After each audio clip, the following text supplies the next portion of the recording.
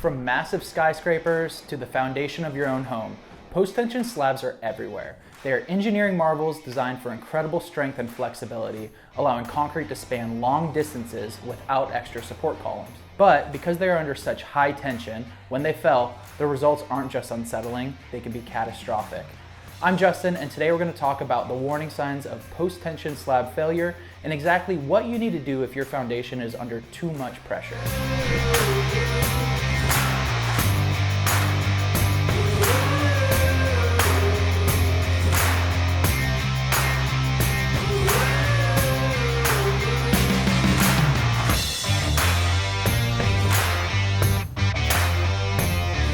To understand the failure, you have to understand the process.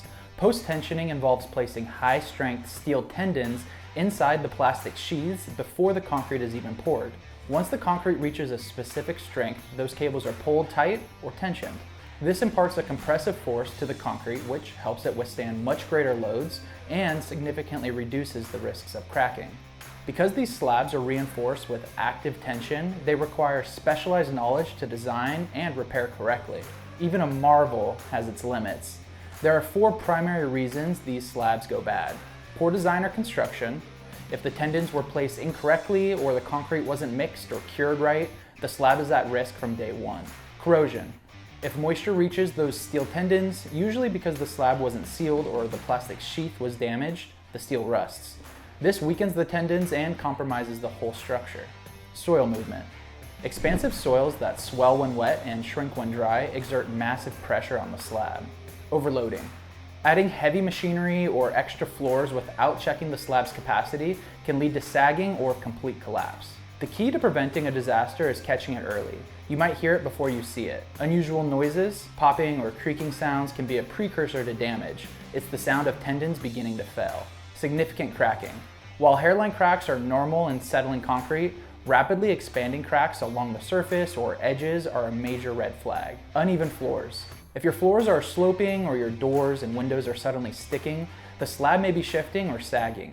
Ignoring these signs can lead to buckling floors, misaligned walls, and serious safety hazards like sudden collapses in multi-story buildings. If you suspect a failure, don't DIY this. You need a professional inspection by a qualified structural engineer who understands post-tension systems. Depending on the damage, we look at several permanent repair methods. Tendon replacement. If cables are broken or corroded, we can replace them to restore the strength. Epoxy injection. We fill minor cracks to restore structural integrity. Slab jacking. If the slab is settled, we inject stabilizing material beneath it to lift it back to level. Soil stabilization. We use chemical grouting or piers to stop the ground from shifting beneath you. The best way to handle a post-tension failure is to prevent it. Maintain proper drainage, avoid overloading your floors, and get regular inspections if you live in an area with expansive soils. At Dalinghaus Construction, we're committed to the safety of your home.